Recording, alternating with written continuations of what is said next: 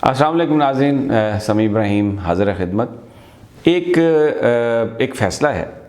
बड़ा अहम फ़ैसला है और पाकिस्तान की सियासत में वो बड़े उसके गहरे असरात हैं अगर इसकी इम्प्लीमेंटेशन हो जाए। पेमरा के चेयरमैन का तकर्रर किया था नवाज शरीफ साहब की गवर्नमेंट ने और अबसार आलम साहब को पेमरा का चेयरमैन बनाया था। जब उनको चेयरमैन बनाने की बात आई तो सारा जो क्राइटेरिया था सिर्फ उनको अकोमोडेट करने के लिए तब्दील किया गया, यानी जो कवायद व ज़वाबित के मुताबिक चेयरमैन की जो अहलियत थी उसमें मास्टर्स डिग्री चाहिए था और बहुत कुछ थी, वो सब चेंज किया गया और अबसार आलम साहब की जो क्वालिफ़िकेशन थी उसके मुताबिक इश्तिहार छापे गए और उनको रखा गया और बज़ाहिर ये तासुर दिया गया कि कानून ज़ाब्ते की पाबंदी करके उनको रखा गया। हालांकि सुप्रीम कोर्ट ऑफ पाकिस्तान में हामिद मीर और अबसार आलम ने जब ये पटिशन दायर की थी आज़ादी सहाफ़त के हवाले से, तो वहाँ पर ये अंडरटेकिंग दी थी अबसार आलम साहब ने कि मैं बिल्कुल भी कोई किसी तरह का ओहदा कबूल नहीं करूँगा और मैं पेमरा में नहीं जाना चाहता, सरकारी ओहदा मैं नहीं लूँगा, क्योंकि उस पटिशन में ये इख्तियार किया गया था मौक़िफ़ के पेमरा को बतौर रेगुलेटर एक्ट करना चाहिए और आज़ादी सहाफ़त के लिए पेमरा का इंडिपेंडेंट होना बहुत ज़रूरी है। अबसार आलम साहब किस्सा मुख्तसर पेमरा के चेयरमैन बन गया, उनकी जो तकर्री थी वो कोर्ट में चैलेंज हो गई और फिर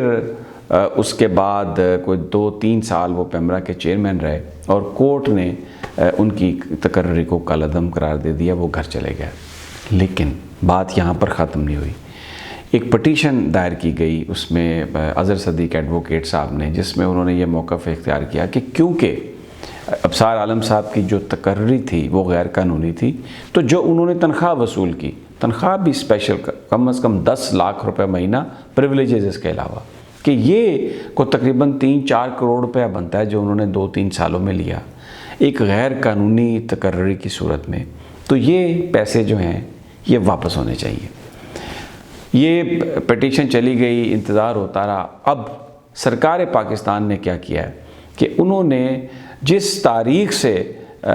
नोटिफिकेशन जारी हुआ था अबसार आलम साहब का बतौर चेयरमैन पेमरा, उसको उसी तारीख़ से विड्रॉ कर लिया है उस नोटिफिकेशन को, कि क्योंकि ये इलीगल था इसलिए हम उसी डेट से विड्रॉ कर रहे हैं। अब कानून और आइन के मुताबिक वो जो सारी पर्क्स प्रिविलेजेस, जो सारे पैसे और तनख्वाह की सूरत में अबसार आलम साहब ने पेमरा से वसूल किए, वो उनको वापस देने हैं। अब ये इशू आप सोशल मीडिया पे देख रहे होंगे, इस वक्त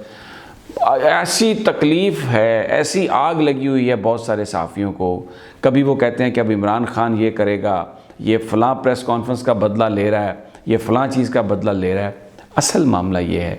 कि क्योंकि ये तकर्री गैर कानूनी थी और इसलिए वो पैसे जो हैं वो हुकूमत पाकिस्तान वापस लेना चाहती, क्योंकि ये मेरे और आपके पैसे हैं, टैक्स पेयर्स की मनी है। ये इख्तियार कोई आइन कानून नहीं देता नवाज शरीफ साहब को या आसिफ जरदारी साहब को या इवन इमरान खान साहब को, किसी को भी, कि वो एक बादशाह की तरह अपने किसी दोस्त को या अपने किसी लौंडे लपाटे को किसी जगह पर तैनात करने के लिए उसके तमाम जो रूल्स रिलैक्स करे, कवानीन में तब्दीली करे और उसके बाद उस बंदे को वहाँ पर भर्ती करके करोड़ों रुपए जो पाकिस्तानी कौम के पैसे हैं वो उनको दे दे। अब अबसार आलम की क्योंकि गर्दन पर रख दिया है सरकार ने, यूँ अंगूठा रख दिया और उसको वो दबा रहे हैं नरखड़े को कि भाई माल निकाल, तो आहो बका है, एक शोर है कि जनाब ये ऐसा होगा। और अगर मैंने ये कहा कि ये बहुत अहम है इसलिए कि बहुत सारी तकर्रियाँ हुई हैं। अताउल्लाह कासमी साहब की भी जो तकर्री थी बतौर PTV चेयरमैन और फिर बाद में वो क्या कुछ बने, वो कतई तौर पर गैर कानूनी थी, इसलिए कि वो उस क्राइटेरिया पर उतरते ही नहीं है जिस तरीके से उनकी तकर्री की गई थी। तो जो लोगों को इसी तरह पंजाब में पता नहीं कितने इन्होंने वो एडवोकेट भर्ती कर लिए थे और वो जो थे वो पुलिस अफसरों को थप्पड़े भी मारते थे, वीडियोस चली हैं सब कुछ। तो वो जो गैर कानूनी तकर्रियाँ की इन सियासी जमातों ने, अगर जहाँ पर उन तकर्रियों को कालअदम करार दिया गया और वहाँ पर वो करोड़ों रुपए जो उनको तनख्वाह और प्रिविलेजेस की मद में दिए गए, अगर वो वसूली का सिलसिला शुरू हो जाए तो आप यकीन करें इससे भी ये जो हमारा खाली ख़जाना है ये बहुत ज़्यादा इसमें भराव आ सकता है। एक बड़ा इंपॉर्टेंट डिसीजन, आग लगी हुई है, आप देखेंगे सोशल मीडिया पर इसे आज़ादी सहाफ़त का मसला भी बनाया जाएगा, लेकिन असल कहानी ये है कि गैर कानूनी तकर्री के नतीजे में जो गैर कानूनी माल बनाया